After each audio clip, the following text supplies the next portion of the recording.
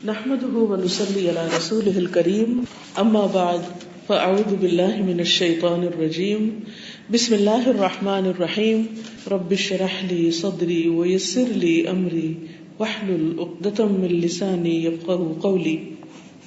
محترم اساتذہ کرام، عزیز طالبات، السلام علیکم ورحمۃ اللہ وبرکاتہ. مجھے آج یہاں آ کر بہت خوشی ہو رہی ہے کہ میں اہل علم کے درمیان میں ہوں. جب بھی میں کسی اسکول یا کالج میں جاتی ہوں لیکچر کے لیے تو مجھے اپنا طالب علمی کا زمانہ، اسٹوڈنٹ لائف یاد آ جاتی ہے.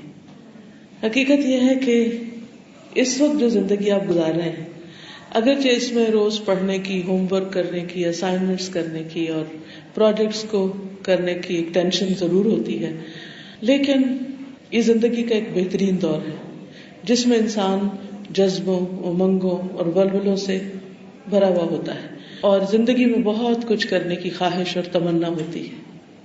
لیکن حقیقت یہ ہے کہ انسان آئندہ اپنا مستقبل اسی وقت بہتر بنا سکتا ہے جب وہ اپنے آج کو بہتر بنائے، کیونکہ ہمارا فیوچر کیا ہے؟ وہی ہے جو ہم آج کر رہے ہیں. اگر ہم آج کے دن کو سینسبلی گزاریں گے، آج کے دن میں کام کریں گے، تو انشاءاللہ کل بہترین مرتبہ، مقام اور اس کا اجر پائیں گے. اس کو آپ ایک ایسی مثال سے سمجھ سکتے ہیں کہ جیسے ایک کسان ہوتا ہے، ایک فارمر، تو وہ ہمیشہ اس بات کے انتظار میں رہتا ہے کہ فصل بونے کا صحیح ٹائم آئے تو میں بیج ڈالوں، اور پھر جو ہی وقت آتا ہے تو فوراً وہ زمین کو تیار کرتا ہے اور بیج بوتا ہے، اور پھر ضرورت کے مطابق پانی دیتا ہے، اس کی نگرانی کرتا ہے، حتیٰ کہ ایک دن آتا ہے کہ وہ اپنے لگائے ہوئے پودوں کو، اپنے لگائے ہوئے فصل کو کاٹتا ہے.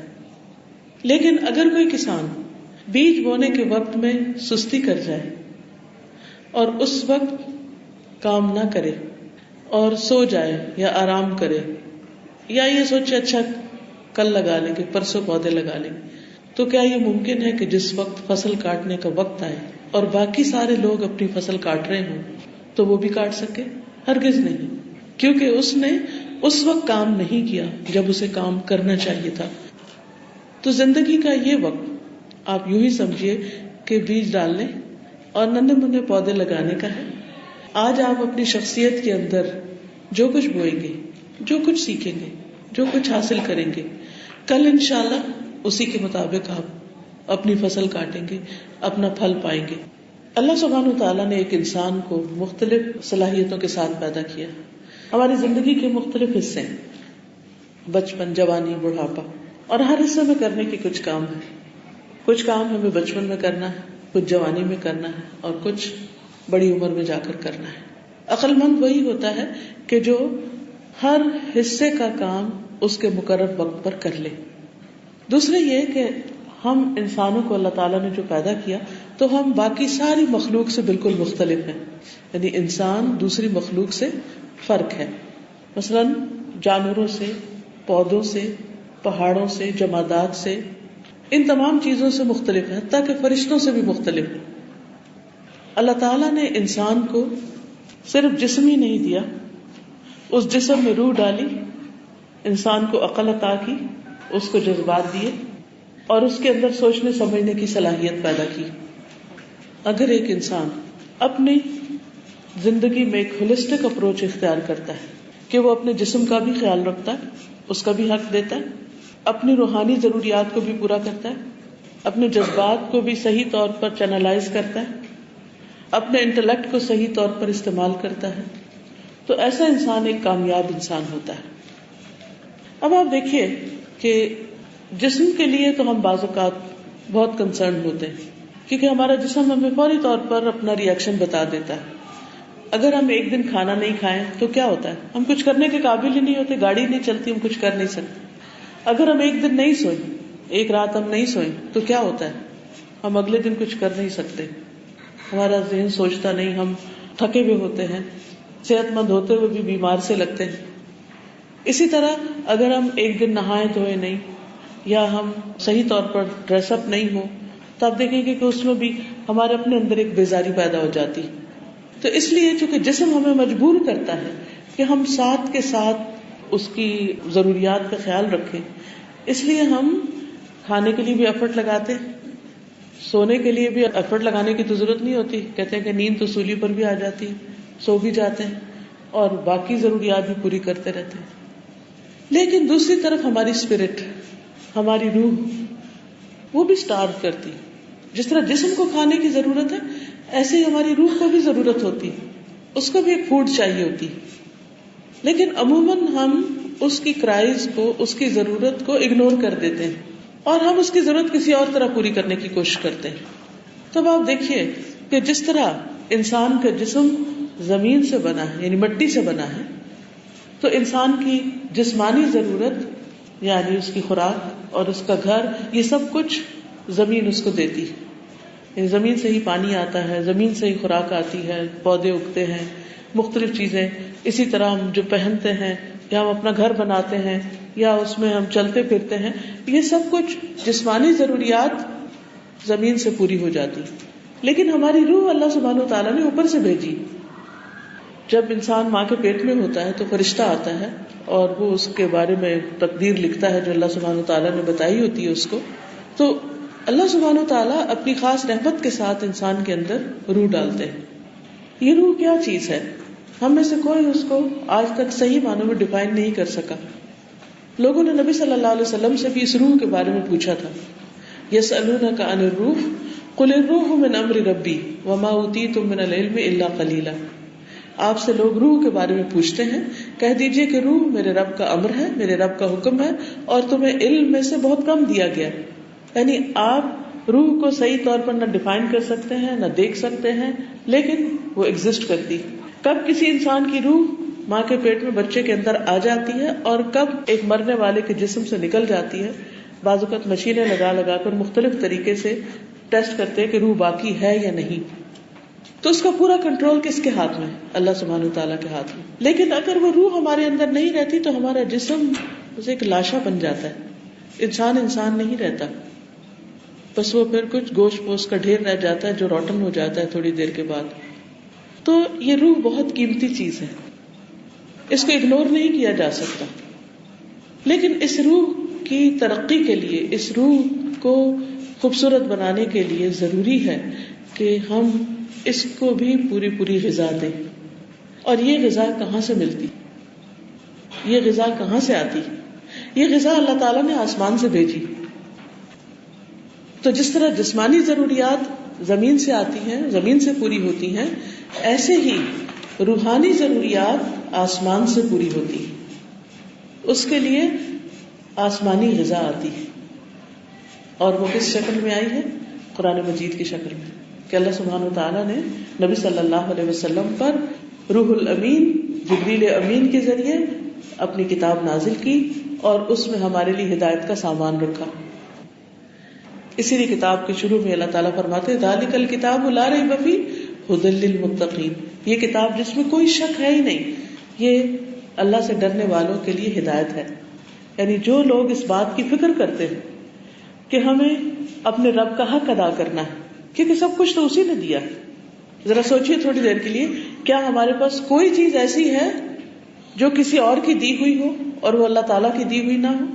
اگر بندوں سے بھی ہمیں کچھ ملتا ہے تو اصل سورس تو اللہ تعالیٰ ہی ہے. حقیقت میں تو وہیں سے آتا ہے سب کچھ, کیونکہ آسمان کس نے بنایا, زمین کس نے بنائی, اس کے اندر سب کچھ کس نے اگایا, رزق کا سامان کون کرتا ہے, ایون ہمارے ماں باپ کو کس نے بنایا, یا کوئی اور اگر ہمیں کوئی کچھ بھی اپنے رشتہ داروں میں سے, دوستوں میں سے کوئی کچھ دیتا ہے تو وہ کہاں سے لیتا ہے؟ وہ بھی تو اللہ تعالیٰ سے ہی لیتا ہے. تو اصل سورس تو ہر چیز کا اللہ سبحانہ وتعالیٰ ہی کی ذات ہے. تو اس رب نے ہمیں اپنی عبادت کے لیے پیدا کیا اور ہم سے کیا چاہا کہ ہم اس زمین پر رہتے ہوئے اس کی نعمتیں استعمال کریں, لیکن ہم اس کے وفادار بندے بن کر رہیں, اور وحی کے ذریعے قرآن مجید میں جو کچھ بھی ہمیں بھیجا ہے اس کو پڑھیں, سمجھیں, اس میں غور و فکر کریں اور اپنی زندگی کو اس کے مطابق کریں.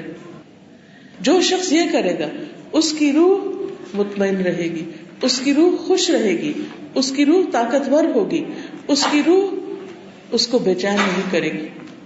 لیکن جو شخص صرف جسمانی ضروریات کو، صرف مادی ضروریات کو پورا کرتا ہے اور صرف سارا دن انہی کے پیچھے بھاگتا رہتا ہے اور اپنی روح کی ضرورت کو اگنور کر دیتا ہے، وہ کبھی بھی خوش نہیں رہ سکتا. اسی لیے آپ دیکھیں کہ آج دنیا میں جسمانی بیماریوں سے کہیں زیادہ روحانی بیماریاں ہیں. ہر دوسرا شخص ڈپریشن کا مریض ہے، ہر دوسرا شخص غمگین ہے، اداس ہے، پریشان ہے، بے چین ہے. سب کچھ ہوتے ہوئے بھی، اچھا لباس ہوتے ہوئے بھی، اچھا گھر ہوتے ہوئے بھی، بہن بھائی رشتے دار سب کچھ ہوتے ہوئے بھی خوشیاں بہت تھوڑی دیر کے لیے ہوتی ہیں، لیکن باقی زیادہ وقت عموماً انسانوں کا بے چینی اور پریشانی میں گزرتا ہے. آج آپ کسی سے بھی ملاقات کر کے دیکھیے، کسی سے بھی پوچھ کر دیکھیے، سروے کر کے دیکھ لیجیے کہ کتنے لوگ ہر وقت خوش رہتے ہیں، کتنے لوگ اپنی زندگی سے مطمئن ہیں، کتنے لوگوں کے پاس کوئی پریشانی نہ ہو. جو جو انسان بڑا ہوتا چلا جاتا ہے اس کی پریشانیاں بھی بڑی ہوتی چلی جاتی ہیں. وہ لوگ جو اللہ سبحانہ وتعالیٰ کو مانتے نہیں، جانتے نہیں، پہچانتے نہیں، وہ تو پریشان ہو تو کچھ سمجھ میں بھی آتا ہے. لیکن بہت حیرت ہوتی ہے کہ بعض اوقات وہ لوگ جو کہتے ہیں کہ اللہ میرا رب ہے، جو کہتے ہیں کہ میں مسلمان ہوں، جو کہتے ہیں کہ اسلام میرا دین ہے، وہ بھی بعض اوقات بہت پریشان نظر آتے ہیں. بعض اوقات ان کے اندر بھی بہت سی ایسی بیماریاں جنم لے لیتی. تو ایسا کیوں ہوتا ہے؟ اس کی وجہ یہ ہوتی ہے کہ ہم اپنی روحانی ضروریات کو پورا کرنے کی طرف توجہ نہیں دیتے. کتنے ہی لوگ ایسے ہیں کہ دن کا آغاز اللہ کی نافرمانی سے کرتے ہیں. کیسے؟ فجر کی نماز ہی نہیں پڑھتے اور مزے سے اٹھ کے کہہ دیتے اوہ میری آنکھ نہیں کھلی، اور پھر انہیں بعض اوقات کوئی رنج، افسوس اور غم بھی نہیں ہوتا.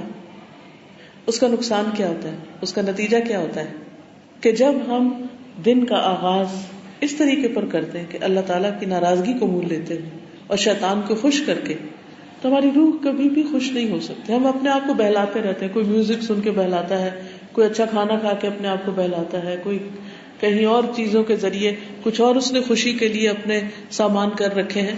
لیکن حقیقت یہ ہے کہ انسان خوش ہو ہی نہیں سکتا جب تک کہ وہ کام نہ کرے جس کے کرنے کے لیے اللہ نے اس کو پیدا کیا. We are designed to worship اللہ سبحانہ وتعالی. کبھی آپ نے سوچا کہ ہمارے جسم کے اندر یہ فلیکسیبلٹی کیوں ہے، یہ لچک کیوں ہے کہ ہم سیدھے بھی کھڑے ہو سکتے ہیں اور ہم رکوع میں بھی جا سکتے ہیں اور ہم نیچے سجدے میں بھی جا سکتے ہیں اور پھر واپس اٹھ کے بیٹھ بھی سکتے ہیں زمین پر اور کھڑے ہو سکتے ہیں. جانوروں میں سے آپ دیکھیے کتنے جانور یہ سب کر سکتے ہیں. گھوڑے کو دیکھیے، اونٹ کو دیکھیے، ہاتھی کو دیکھیے، گائے بھینس کو، بکری کو دیکھیے، پرندوں کو دیکھیے، یا وہ کھڑے یا وہ پیٹ کے بل چلنے والے جانور ہیں جیسے سانپ، بچھو وغیرہ، یا وہ پانی کے اندر تیر سکتے ہیں صرف، یا کچھ اڑ سکتے ہیں. لیکن وہ ہماری طرح ان ساری پوزیشنز پر نہیں آ سکتے. کیوں؟ اس لیے کہ وہ جن کاموں کے لیے پیدا کیے گئے ہیں ان کے لیے ان کا وہ جسم کافی ہے، ان کی ضرورت پوری کرتا ہے. لیکن ہمیں صرف کھانے پینے، بھاگنے دوڑنے اور انجوائے کرنے کے لیے نہیں بھیجا گیا. ہمیں اللہ تعالیٰ نے اپنی عبادت کے لیے بھیجا ہے. اللہ تعالیٰ فرماتے ہیں وَمَا خَلَقْتُ الْجِنَّ وَالْإِنسَ إِلَّا لِيَعْبُدُونَ کہ میں نے جن و انس کو اپنی عبادت کے لیے پیدا کیا. اور عبادت میں سب سے پہلی عبادت جو انسان پر فرض ہوتی ہے وہ نماز ہوتی. اور پھر اس عبادت کے ادا کرنے کے لیے انسان کو پرفیکٹ جسم دیا گیا کہ وہ اس کو استعمال کرے. اور اس سے نہ صرف یہ کہ انسان کی روحانی صحت ہوتی ہے بلکہ اس کی جسمانی صحت بھی ہوتی ہے اگر وہ صحیح طور پر نماز ادا کرنے والا ہے. پھر اسی طرح ہم دیکھتے ہیں کہ اللہ تعالیٰ نے جہاں ہمیں ایک طرف کھانے پینے کی بہت سی نعمتیں دی، وہاں ہم سے کیا چاہا کہ ہم کچھ عرصے کے لیے سال میں دن کے مخصوص حصوں میں کھانا پینا بند کر دیں.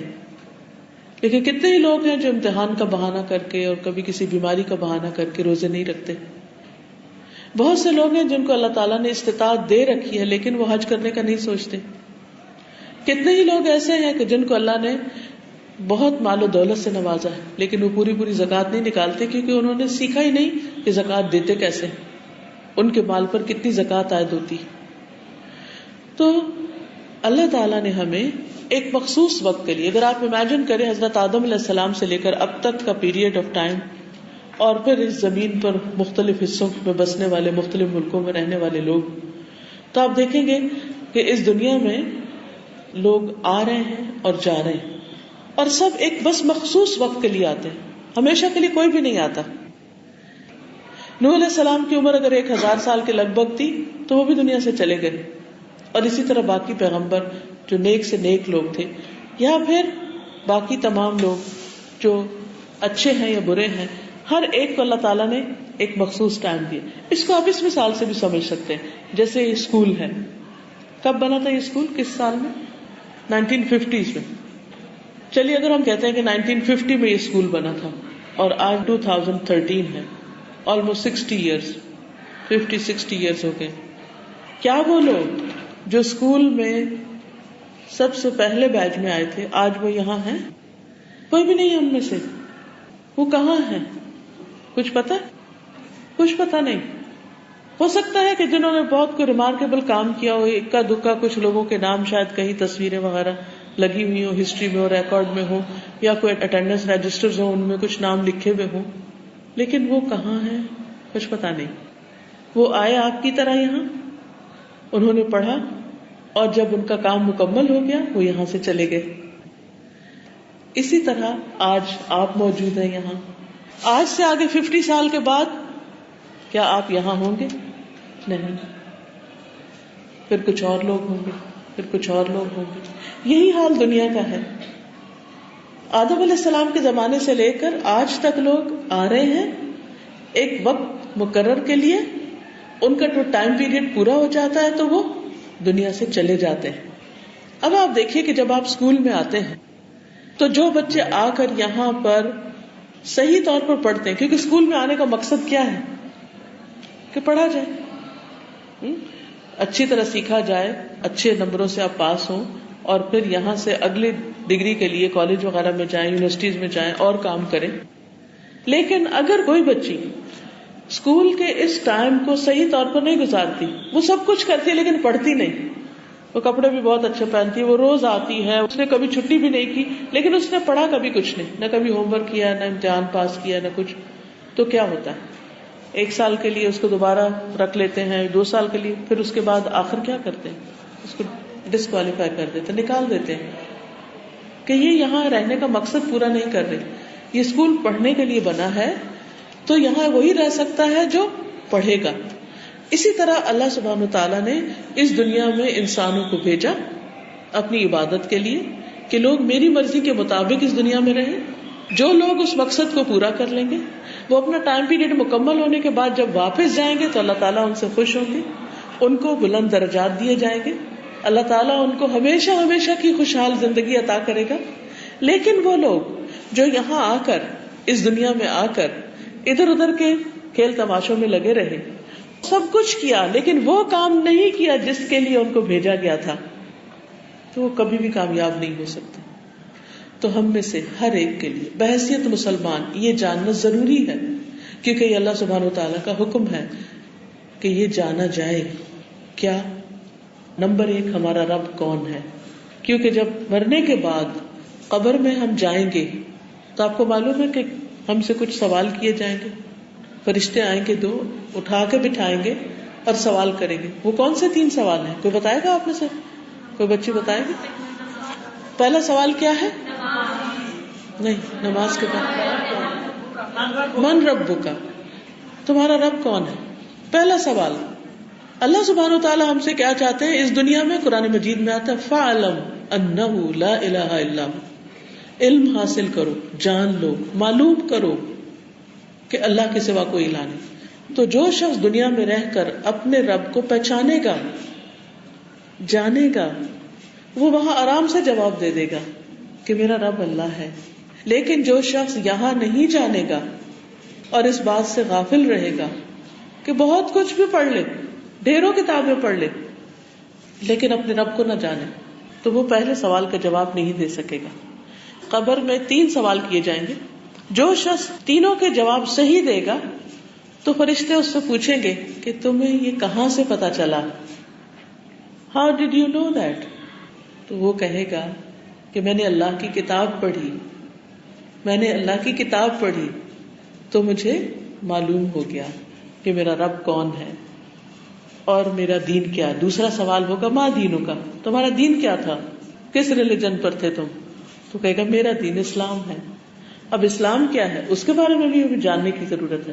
اگر کسی سے کہا جائے کہ اسلام کو ڈیفائن کریں, یعنی اس کی ڈیفینیشن بتائیں, تو آپ میں سے ہر شخص کی ایک الگ ڈیفینیشن ہوگی, کیونکہ ہم اپنے اپنے مائنڈ کے مطابق اس کو پرسیو کرتے ہیں. تو اس کے لیے بھی ہمیں جاننے کی ضرورت ہے کہ دراصل اسلام کے معنی کیا ہے. وہ مشہور حدیث جبریل ہے, اس کو پڑھنے کی ضرورت ہے.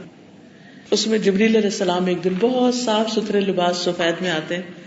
حضور صلی اللہ علیہ وسلم اپنے صحابہ کے بیچ میں بیٹھے, وہ آ کر قریب آتے ہیں اور آپ کے گھٹنوں سے گھٹنے جوڑ کر آپ کے گھٹنوں پہ ہاتھ رکھ کے بیٹھ جاتے ہیں, بہت ادب کے ساتھ جھک کر, اور پھر سوال کرتے ہیں کہ اخبرنی مل ایمان, مجھے ایمان کے بارے میں بتائیے. تو رسول اللہ صلی اللہ علیہ وسلم ان کو بتاتے ہیں ان تؤمن باللہ و ملائکتی و کتبی و رسلی والیوم الاخر والقدر خیری و شری. تو وہ کہتے ہیں صدقت, آپ نے سچ کہا, آپ نے بالکل ٹھیک بتایا. پھر وہ پوچھتے ہیں مل اسلام, کہ اسلام کیا ہے. تو بتاتے ہیں کہ تم اللہ کو ایک مانو, اور پھر ان تقیم الصلاۃ و تؤتی الزکوٰۃ و تصوم رمضان و تحج البیت, کہ تم نماز قائم کرو, زکوٰۃ دو, روزے رکھو, بیت اللہ کا حج کرو. تو کہتے ہیں کہ آپ نے بالکل سچ کہا. پھر وہ پوچھتے ہیں مل احسان, احسان کیا ہے. تو اسی طرح ہمیں ایگزیکٹ ڈیفینیشن معلوم ہونی چاہیے, تاکہ خبر میں جب ہم سے پوچھا جائے کہ ما دینوں کا, آپ کا دین کیا ہے, تو ہم گھبرا نہ جائیں میں کون تھی کیا تھی. کیونکہ اس وقت جو صحیح جانتا ہوگا کہے گا دینی الاسلام, میرا دین اسلام ہے. اور صرف وہ نہیں کہ جو لفظوں سے کتابوں سے جانتا ہوگا, جو واقعی مانتا بھی ہوگا اور اس پر پراؤڈ بھی فیل کرتا ہوگا. آج بہت سے لوگ اپنے آپ کو مسلمان کہلانے پر شرم محسوس کرتے ہیں کہ ہم مسلمان تو ٹیررسٹ ہوتے ہیں, کیونکہ پوری دنیا میں ایک پروپیگنڈا کیا گیا. پہلے کبھی کہا جاتا تھا وہ فنڈامنٹلسٹ ہوتے ہیں, وہ معلوم نہیں کیا کیا لقب دیے گئے.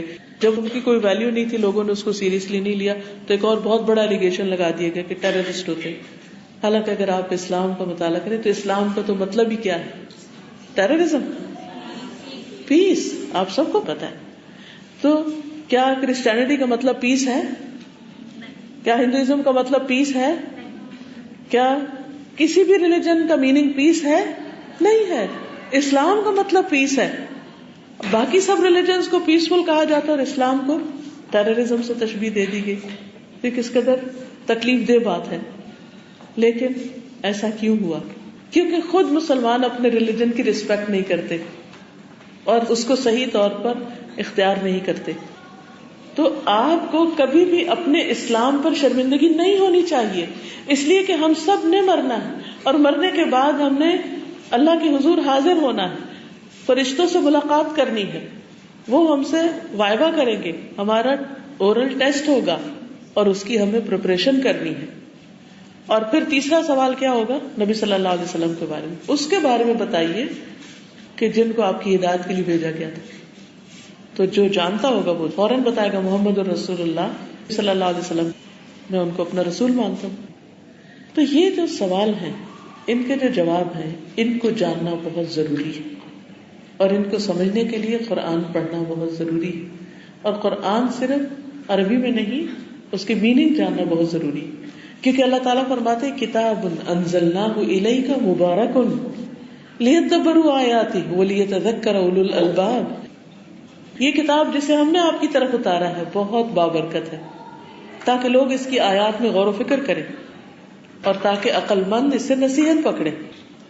تو پھر ہمیں کیا جاننا ہے؟ فَاعْلَمْ أَنَّهُ لَا إِلَٰهَ إِلَّا هُوَ, اللہ تعالیٰ کو جاننا, اس کی صفات کو جاننا, اس کی توحید کو جاننا, اپنے دین کو جاننا, اللہ کے رب ہونے کو جاننا. کیونکہ وہ پوچھیں گے من ربو کا, تو آپ نے سب کو بتایا تھا کہ رب کا مطلب کیا ہوتا ہے.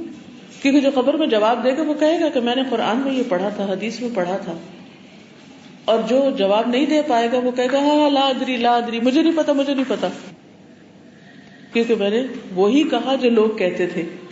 یاد رکھیے یہ دو مختلف آنسرز ہوں گے دو لوگوں کے. ایک سارے آنسرز ٹھیک دے گا, صحیح جواب دے گا, ٹک ٹک ٹک پاس, اور دوسرا کہے گا مجھے نہیں پتا, مجھے نہیں پتا, I don't know, I don't know, I don't know. دنیا میں بھی اگر کوئی اپنے پیپر میں یہ لکھ دے ہر سوال کے آگے آئی ڈونٹ نو, آئی ڈونٹ نو, تو پھر کیا نتیجہ نکلے گا؟ اس کو کیا ریزلٹ ایکسپیکٹ کرنا چاہیے؟ پھر تو اسی طرح وہ قبر میں جو منافق ہوگا وہ کہے گا مجھے نہیں پتا, لوگ کہتے تھے میں بھی کہہ دیتا تھا. تو پیاری بچیوں، ہم نے یہ نہیں کرنا کہ جو لوگ کہتے ہیں ہم بھی کہہ دیں، جو ہمارے ماں باپ کہتے ہیں ہم کہہ دیں، جو ہمارے بہن بھائی کہتے ہیں ہم کہہ دیں، لوگوں سے سنا، ٹی وی پہ سنا، اخبار میں پڑھا، کسی کتاب میں پڑھ لیا. نہیں، اس کو خود اچھی طرح پڑھنا ہے. الحمدللہ آپ ایک مسلمان ملک میں ہیں، آپ اسلامیات پڑھتے ہیں، بہت سی چیزوں کو جانتے ہیں، لیکن علم کا یہ سفر صرف اسلامیات کی کتاب پڑھنے تک نہیں رہنا چاہیے. آپ اپنے ساتھ ایک وعدہ کریں کہ میں مرنے سے پہلے اللہ کی کتاب کو ضرور سمجھوں گی، کیونکہ اللہ تعالیٰ نے بھیجی اس لیے. کہیں نہیں آتا کہ یہ کتاب ہم نے اس لیے بھیجی کہ آپ اس کو حفظ کر لیں، اس کو رٹ لیں. ٹھیک ہے، حدیث میں ہمیں اس کا ثواب پتہ چلتا ہے کہ جو اپنے سینے میں محفوظ کرے گا اس کو قیامت کے دن بہت بلند مقام ملے گا. اسے کہا جائے گا پڑھتے جاؤ اور اوپر چڑھتے جاؤ اور تمہاری منزل وہ ہے جہاں تم آخری آیت ختم کرو گے. بہت بلند مرتبہ ہوگا اس کا. لیکن قرآن مجید کے بھیجے جانے کا، اس کتاب کے بھیجے جانے کا اصل مقصد یہ کہ لوگ اس میں غور و فکر کریں، اس کو پڑھیں، اس کو سمجھیں، اس کی ڈیپتھ میں جائیں اور اس کے مطابق عمل کریں. تو ہمیں کیا کرنا ہے؟ اللہ تعالیٰ کو جاننا ہے، اس کی کتاب کو جاننا ہے، پڑھے لکھے مسلمان بننا ہے. صرف روایتی نہیں، صرف ٹریڈیشنل نہیں، صرف سنے سنائے نہیں. اور پھر اس پر ہمیں پراؤڈ فیل کرنا ہے اور اس پر اللہ کا شکر ادا کرنا ہے. پراؤڈ فیل کرنے کا مطلب یہ نہیں کہ ایروگنس کا شکار ہونا، اس کا مطلب یہ ہے کہ ہمیں اس کی قدر کرنی اور ہمیں اس کے بارے میں ایک اعتماد ہونا چاہیے، ایک کانفیڈینس ہونا چاہیے کہ جس دین کو میں نے اختیار کیا وہ اس زمین پر اللہ کا سب سے خوبصورت دین، کیونکہ وہ اللہ تعالیٰ کو پسند ہے. اللہ تعالیٰ فرماتے ہیں ان الدین عند اللہ الاسلام، کہ بے شک دین اللہ کے نزدیک بس اسلام ہے. دوسری جگہ پر آتا ہے وَمَن يَبْتَغِ غَيْرَ الْإِسْلَامِ دِينًا فَلَن يُقْبَلَ مِنْهُ وَهُوَ فِي الْآخِرَةِ مِنَ الْخَاسِرِينَ. اور جو اسلام کے علاوہ کوئی اور دین چاہے گا وہ اس سے قبول ہی نہیں کیا جائے گا، اللہ تعالیٰ ایکسپٹ ہی نہیں کرے گا، کیونکہ وہ اللہ تعالیٰ کا پرسکرائبڈ ہی نہیں، بھیجا ہوا ہی نہیں. وَهُوَ فِي الْآخِرَةِ مِنَ الْخَاسِرِينَ، اور وہ آخرت میں نقصان اٹھانے والوں میں سے ہوگا. تو ہمیں جیسے اسکول کی مثال سے میں نے آپ کو سمجھایا کہ آپ صرف چند سال کے لیے یہاں ہیں، پھر یہاں سے آپ چلے جائیں گے. اسی طرح اس دنیا میں بھی چند سال کے لیے، پھر یہاں سے ہم سب چلے جائیں گے. وہ ہوتا اصل میں اتنا گریجولی، اتنا سلولی ہے کہ ہمیں پتہ بھی نہیں چلتا، اور ایک دن یکا یک موت آ پہنچتی ہے اور ہمیں زمین کے اوپر سے اٹھا کر زمین کے اندر ڈال دیا جاتا ہے اور دنیا ہی بدل جاتی. یہ دنیا ختم ہو گئی، ایک نئی دنیا شروع ہو گئی، اور اصل دنیا تو وہی دنیا ہے. قرآن مجید میں اللہ تعالیٰ فرماتے ہیں وَإِنَّ الدَّارَ الْآخِرَةَ لَهِيَ الْحَيَوَانُ لَوْ كَانُوا يَعْلَمُونَ. بے شک آخرت کا گھر وہی اصل زندگی ہے، کاش وہ جانتے ہوتے، کاش انہیں پتا ہوتا کہ اصل زندگی کیا ہے. اور وہ زندگی ہے جو کبھی ختم نہیں ہوگی، کبھی بھی. تو عقل مند کون ہے جو آج کے چند سالوں کے لیے صرف کام کرے یا ہمیشہ کی زندگی کے لیے؟ عقل مند وہی ہے جو ہمیشہ کی زندگی کو سامنے رکھ کر تیاری کرے. اور اس کے لیے ضروری ہے کہ ہم سنی سنائی باتوں پر نہیں، خود پڑھ کر، سمجھ کر، غور و فکر کر کے اپنے لیے زندگی کا راستہ اختیار کریں. تو اللہ سبحانہ وتعالیٰ سے دعا ہے کہ اللہ تعالیٰ ہمیں ایسا کرنے کی توفیق عطا فرمائے. اب تھوڑے سے میں کچھ سوالوں کے جواب آپ کے ساتھ کروں گی، کچھ ڈسکشنز. تو جو کچھ میں نے ابھی تک کہا ہے، اگر اس سے کوئی کنفیوژن آپ کو پیدا ہو گئی ہو، کوئی بات سمجھ میں نہ آئی ہو یا کچھ آپ اور پوچھنا چاہتے ہو تو یو آر موسٹ ویلکم. اچھا چلیے میں آپ سے سوال کرتی ہوں، اگر آپ نہیں کرتے تو میں کرتی ہوں. مجھے رب کا میننگ بتائیے. واٹ از رب؟ رب کس کو کہتے ہیں؟ ہاتھ کھڑا کیجیے اور بتائیے. شاباش. غلط بھی ہوگا تو شاباش، ویری گڈ. اور شاباش. رب کون ہوتا ہے؟ کیونکہ یہ سوال کیا جائے گا نا ہم سے خبر میں. جی بیٹا. پیدا کرنے والا، پالنے والا. Very good. اور زندگی اور موت کا مالک. اوکے. سب سے پہلے رب وہ ہے جو خالق ہے. جو پیدا نہ کر سکے وہ رب نہیں ہوتا. تو اللہ سبحانہ و تعالیٰ کے علاوہ کسی اور نے تو ہمیں نہیں پیدا کیا. صرف ہمیں نہیں، ہر چیز کو. من رب السماوات والارض، آسمان اور زمین کا رب کون ہے؟ صرف ہمارا نہیں، رب السماوات والارض. تو رب وہ ہے جو خالق ہے، کریٹر ہے، جس نے آسمانوں کو پیدا کیا، جس نے زمین کو پیدا کیا، جس نے زمین کے اوپر جتنی مخلوق ہے سب کو پیدا کیا، جس نے صرف پیدا نہیں کیا بلکہ اس کے ساتھ ساتھ اور کیا کر رہا ہے؟ ان سب چیزوں کو سسٹین بھی کر رہا ہے، سسٹینر. اس لیے رب کون ہوتا ہے؟ جو صرف پیدا کر کے چھوڑ نہیں دیتا بلکہ اس کو پالتا بھی ہے، اس کو نرش کرتا ہے اور اس کو بڑھاتا ہے.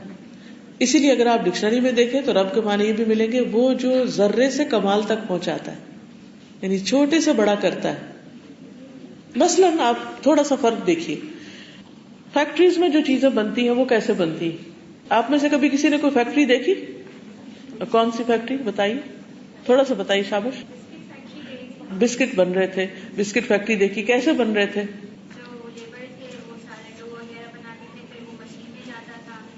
ٹھیک ہے، بیک ہوتے. ٹھیک ہے، تو انہوں نے مختلف چیزوں کو اکٹھا کیا، مثلاً میدا، شوگر، گھی اور کچھ اور چیزیں، اور ان کو مکس کیا اور پھر ان کے ڈو بنائے، پھر ان کو برنرز میں ڈالا، ان کو بیک کیا اور پھر پیک کیا. تو کیا ہم ان کو کریٹر کہہ سکتے ہیں؟ کیا کہتے ہیں ان کو؟ پروڈیوسر یا میکر، بسکٹ بنانے والے. ٹھیک ہے. اللہ سبحانہ و تعالی کریٹ کرتا ہے، یعنی جو چیز ہوتی نہیں، out of nothing he can make things. کیا آپ کوئی فیکٹری لگا سکتے ہیں جس کے لیے آپ کے پاس کوئی ریسورسز نہ ہو، پیسے نہ ہو، چیزیں نہ ہو، فیکٹری کی مشینری نہ ہو؟ کچھ بنا سکتے ہیں؟ کچھ بھی نہیں بنا سکتے. اللہ سبحانہ و تعالیٰ کو ان میں سے کسی بھی چیز کی ضرورت نہیں. وہ کیسے بناتا ہے چیز کو؟ آپ میں سے کوئی بتائے گا؟ شاباش. کن. انما امرہ اذا اراد شیئا ان یقول له کن فیکون. ساری دنیا کے لوگ مل کے کن کن کن کن کن کہیں، کیا کچھ بنے گا؟ کچھ بھی نہیں بنے گا. آسمان کہے کن، زمین کہے کن، پہاڑ کہے کن، پتھر کہے کن، لوہا کہے کن، کچھ بھی نہیں بن سکتا. لیکن اللہ سبحانہ و تعالی حکم دیتا ہے اور ہر چیز بن جاتی. تو یہ ہے خالق، کریٹر، جو کسی چیز کے اصل کے بغیر جو چاہے بنا لے، اور وہ ہے جس نے پہلی بار پیدا کیا. بہت سے لوگ آخرت کو نہیں مانتے. وہ کہتے ہیں یہ کیسے ہو سکتا ہے، ہم مر جائیں اور پھر ہماری ہڈیاں گل جائیں اور پھر ہم دوبارہ اٹھا کے کھڑے کیے جائیں. تو اس کا جواب اللہ تعالیٰ یہ فرماتے ہیں، یہ دیتے ہیں کہ وہ کون ہے جس نے پہلی بار پیدا کیا. تو جو پہلی بار پیدا کر سکتا ہے وہ دوسری بار بھی پیدا کر سکتا ہے. کوئی بھی انسان بھاگ کے کہیں نہیں جا سکتا. اگر ہم کہیں نا کہ اچھا ہم مر جائیں گے، کہیں چھپ جائیں گے، ادھر ادھر ہو جائیں گے، اور اگر آج نماز نہیں پڑھتے تو ہم کو بہانہ لگا دیں گے، نہیں، کچھ بھی نہیں ہو سکتا. اللہ سبحانہ تعالیٰ کے ساتھ ہمیں بہت آنےسٹ ہونا ہوگا. ہم سب سے چھپ سکتے ہیں، اللہ تعالیٰ سے نہیں چھپ سکتے. ہم سب کو دھوکہ دے سکتے ہیں، اللہ تعالیٰ کو نہیں دے سکتے.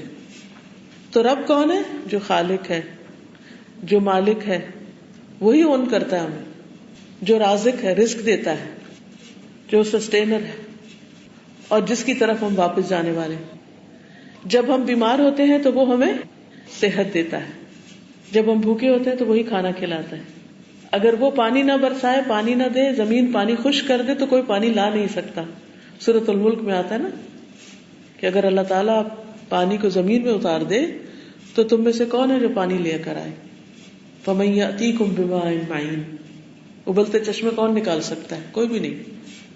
اسی لیے آپ نے دیکھا ہوگا افریقہ وغیرہ میں جہاں قحط ہوتا ہے، بارش نہیں برستی تو بعض اوقات لوگ مرنے لگتے ہیں بھوک سے، کیونکہ نہ بارش برستی ہے، نہ لوگوں کے کھانے پینے کچھ ہوتا ہے، نہ جانوروں کے، زمین بھی کچھ نہیں اگاتی. لوگ بھی سارے مل کر ان کی وہ ہیلپ نہیں کر سکتے کہ ان کو موت کے منہ سے بچا لیں. تو یہ اللہ تعالیٰ ہمیں اپنی نشانیاں دکھاتا ہے کہ دیکھو یہ سب کچھ کرنے والا میں ہوں. ساری دنیا کے لوگ بھی مل کر انسانوں کو رزق نہیں دے سکتے. اور کتنی بڑی اس کی مخلوق ہے. جب رازق کی بات ہم کرتے ہیں تو اس کا یہ مطلب نہیں کہ جو ہمارا کھانا پینا ہے صرف. اب مثلاً مچھلی کیا کھاتی ہے، چڑیا کیا کھاتی، بلی کیا کھاتی ہے، شیر کیا کھاتا ہے، کتنی مخلوق ہے زمین پر، گن سکتے ہیں ہم؟ چیونٹیاں، مکھیاں، چڑیا، بے شمار چیزیں. اور ان میں سے ہر ایک مختلف چیزیں کھاتا ہے، ایک دوسرے کی چیز نہیں کھاتا.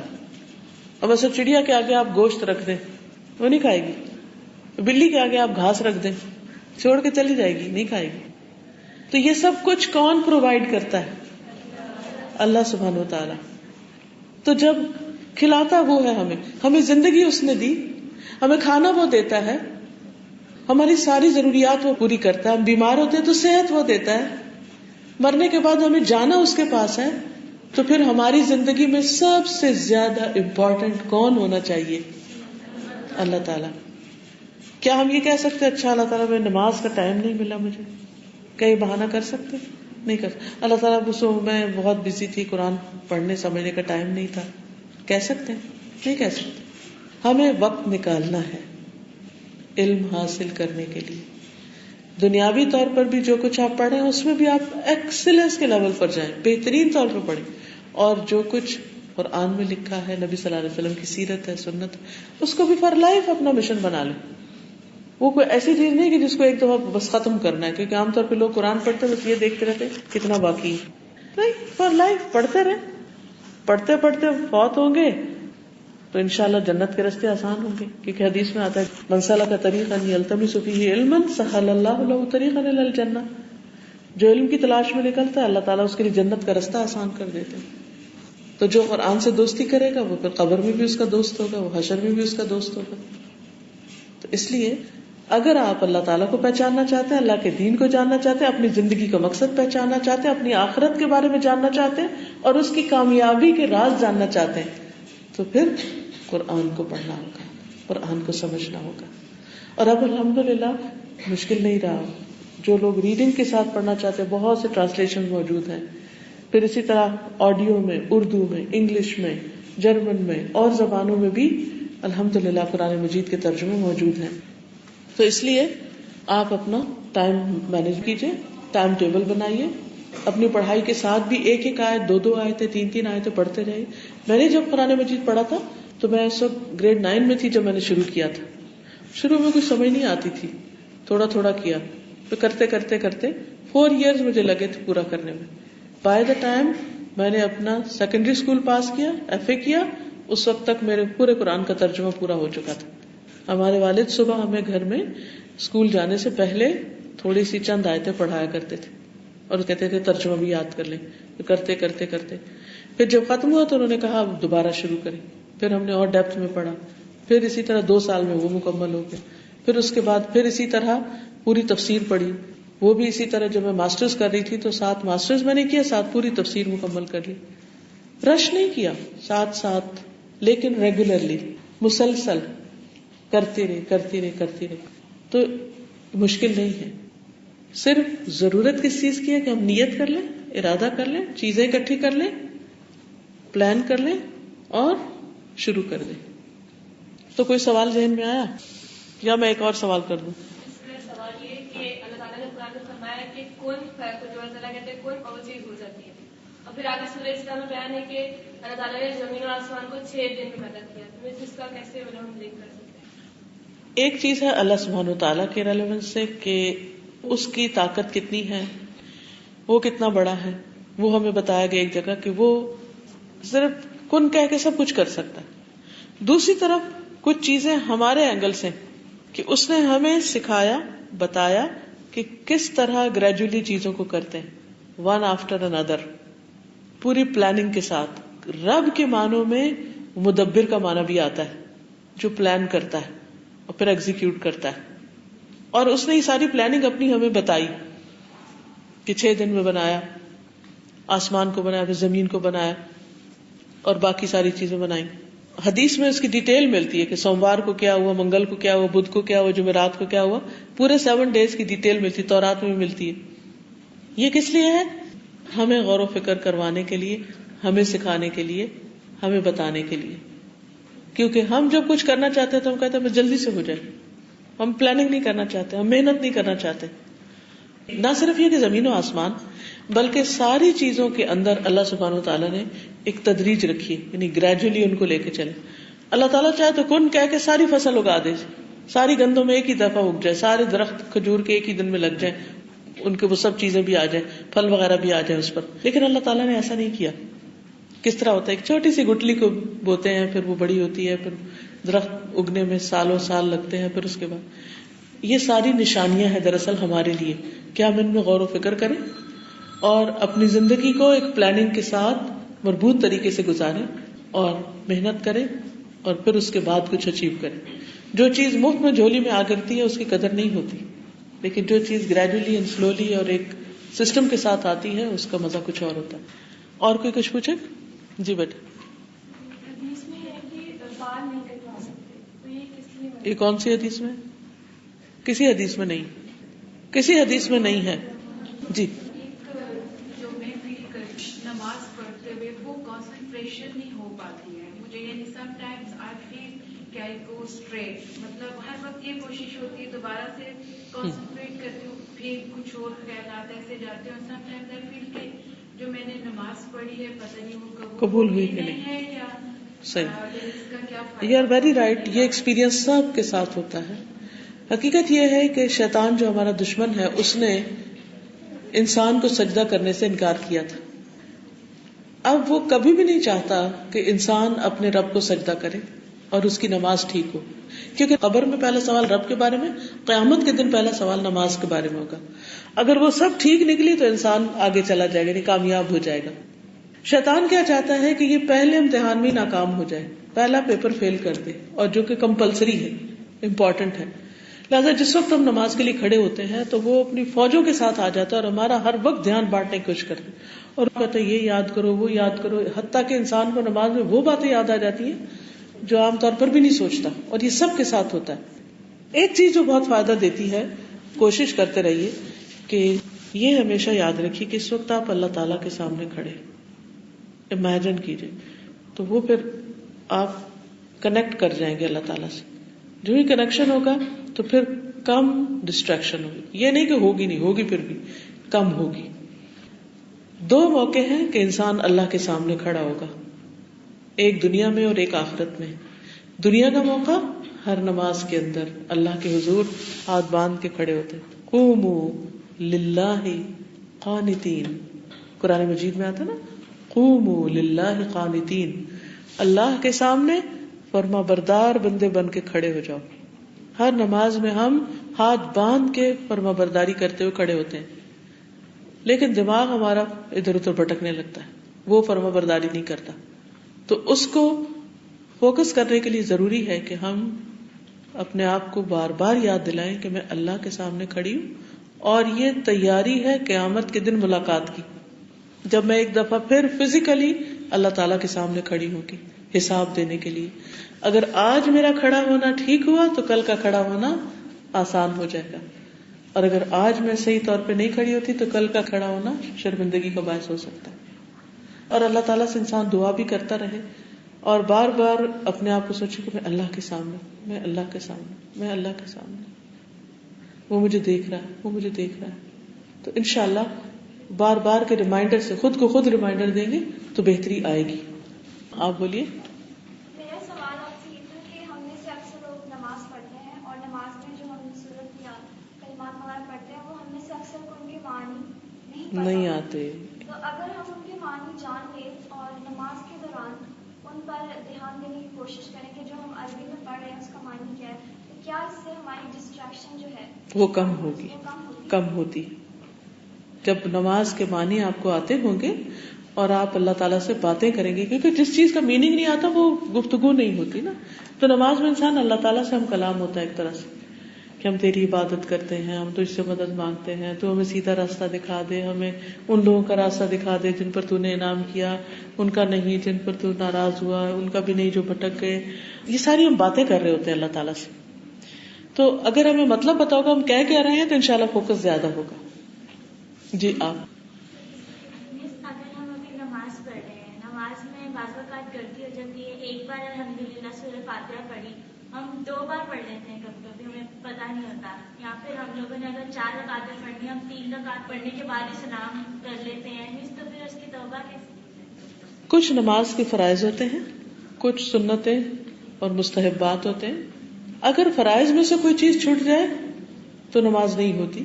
مثلا آپ کھڑے ہوئے اور آپ نے سورۃ فاتحہ ہی نہیں پڑھی اور آپ قل ہو اللہ پہ چلے گئے تو اس رکعت کو دوہرا لیجئے. یعنی اگر 4 رکعتیں تھیں تو آخر میں ایک اور پڑھ لیجئے کیونکہ پہلی رکعت ہوئی نہیں. اسی طرح اگر رکوع بھول گئے تو دوبارہ رکعت ادا کرنی ہوگی، اگر سجدہ بھول گئے تو دوبارہ رکعت ادا کرنی ہوگی. لیکن کچھ چیزیں ایسی ہیں کہ اگر آپ وہ بھول گئے تو اس پر آپ سجدہ سہو کر لیں. ٹھیک ہے نا. اب مثال کے طور پر آپ دیکھتے ہیں کہ 2 دفعہ آپ نے پڑھ لی کوئی چیز، تو ایسی صورت میں سجدہ سہو کرنے سے بھی نماز پوری ہو جاتی ہے. ہم لوگوں نے کہیں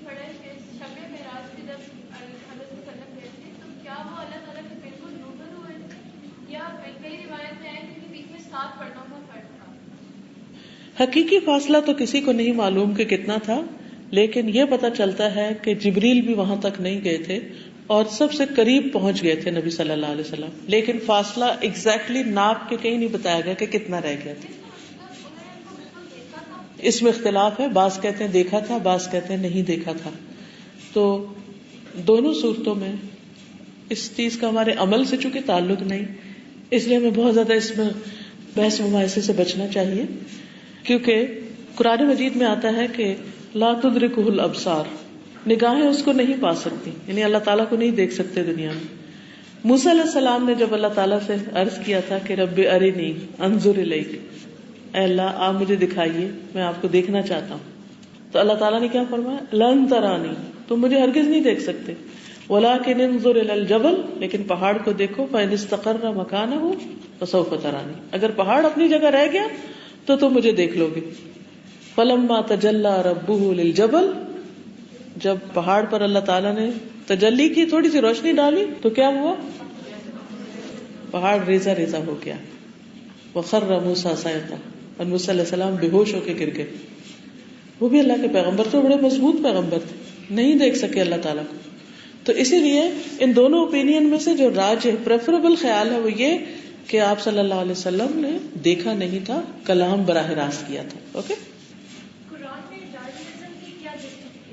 ڈارونزم قرآن مجید کے نازل ہونے کے بعد آیا ہے.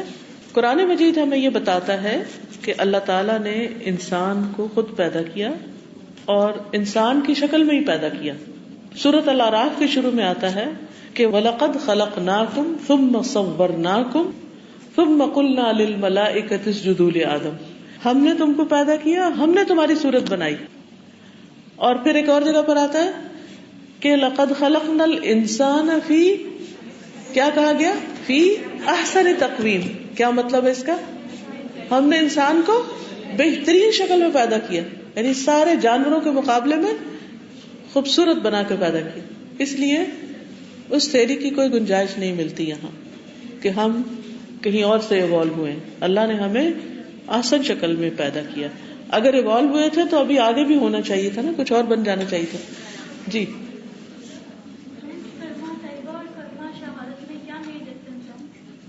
کلمہ طیبہ لا الہ الا اللہ محمد الرسول اللہ کہہ دینا ہے، اور شہادت میں کہتے ہیں اشہد ان لا الہ الا اللہ. بات وہی ہے لیکن اس میں زیادہ سٹریس ہے، اور شروع میں کہتے ہیں اشہد ان لا الہ الا اللہ واشہد ان محمدا عبدہ ورسولہ. وہاں لا الہ الا اللہ محمد الرسول اللہ ہے، اور یہاں کیا ہے؟ اشہد ان لا الہ الا اللہ واشہد ان محمدا عبدہ ورسولہ. آپ کا کیا خیال ہے؟ آپ کو کیسا لگتا؟ آپ کیا سمجھتی؟ دل سے ہونا چاہیے. آپ کو پتا ہے یہود نے کہا تھا قلوبنا غلف، ہمارے دل پردے میں ہیں، تو اللہ سبحانہ وتعالیٰ نے ان پہ لعنت کی تھی. جس کے دل پہ پردہ پڑ جائے وہ تو غافل ہو جاتا ہے، وہ تو جاہل ہوتا ہے. تو دل پہ کوئی پردہ نہیں ہونا چاہیے، پردہ جسم پر باہر ہونا چاہیے. ٹھیک ہے. اور ایک اور بات یہ ہے کہ دین کے معاملے میں ہمیں اپنی رائے، اپنی عقل اور بہت سی ایسی چیزوں کو یہ دیکھنا چاہیے ٹیکسٹ کیا کہتا ہے، اللہ کا حکم کیا ہے، کیونکہ ہم اس کی اطاعت عبادت کے لیے آئے نا. ہم تو یسر کریں، جیسے کسی کی بات ماننی ہوتی ہے کہ یسر مرضی ہے نہیں ماننی ہے تو سمعنا و اطعنا. صحابہ نے کہا تھا سمعنا و اطعنا، ہم نے سنا، ہم نے مان لیا. اہل کتاب یہود نے کیا کہا تھا؟ سمعنا و عصینا، ہم نے سن تو لیا، مانیں گے نہیں. تو یہ فرق ہے. جہاں تک پردے کا تعلق ہے اس میں یہ ہے کہ ایک عورت اللہ تعالیٰ کے نزدیک بہت قیمتی چیز ہے. اللہ تعالیٰ اس کو پروٹیکٹ کرنا چاہتے ہیں اور اس کو ہر شر سے محفوظ رکھنا چاہتے ہیں.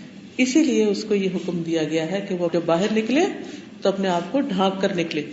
قرآن مجید میں سورۃ الاحزاب آیت 59 میں اللہ تعالیٰ فرماتے ہیں یا ایھا النبی، اے نبی صلی اللہ علیہ وسلم، قل لازواجک، آپ کہہ دیجیے اپنی بیویوں سے، وہ بناتک، اور اپنی بیٹیوں سے، وہ نساء المومنین، اور ساری مومن عورتوں سے، یدنین علیہن من جلابیبہن، کہ اپنے جلباب جو ہے ان کے اوپر سے لٹکا لیں، یعنی اپنی گھونگھٹ. یا پہلے زمانے میں لوگ کیا کرتے تھے کہ گھونگھٹ لمبا کر لیتے تھے اور اب بھی آپ نے دیکھا ہوگا کہ کچھ جگہوں پر لوگ اوپر کا حصہ کچھ اوپر کر لیتے, کچھ نیچے کرتے, کچھ لوگ نقاب کی شکل میں لیتے. تو اصل مقصد کیا ہے کہ انسان اپنے آپ کو فتنے سے بچائے, اور اس میں احسن صورت نقاب ہی کی ہے کہ انسان اپنے چہرے کو غیر مردوں کی نظر سے محفوظ رکھے. اس میں ڈیٹیلز میں جانے کے لیے, اگرچہ اس میں اختلاف موجود ہے, لیکن ڈیٹیلز میں جانے کے لیے اگر آپ سننا چاہیں میرا لیکچر پردہ کیوں ضروری ہے, تو اس میں نے پورا ڈیفائن کیا ہوا ہے کہ ایک ہے ہمارے ڈریس جو باڈی کے اوپر ہوتا ہے, قمیص شلوار ہوتی, ایک ہوتا ہے ہمارا گھر سے نکلنے کا ڈریس جیسے قرآن نے جلباب کہا ہے, اور پھر جلباب کے علاوہ دوپٹے کا بھی ذکر ہے, اور پھر اس کو لٹکانے کا بھی ذکر ہے. تو یہ ساری ڈیٹیلز اگر آپ میری ویب سائٹ پہ جائیں farhathashmi.com, اس پہ آپ کو میرے سارے لیکچرز مل جائیں گے. اس میں پردے کے اوپر بھی ہے, تو آپ کو پوری ڈیٹیل دلائل ملیں گے کہ کون سا کام کیوں کرنا چاہیے, کیونکہ اس کا میں نے نام ہی رکھا ہے پردہ کیوں کریں.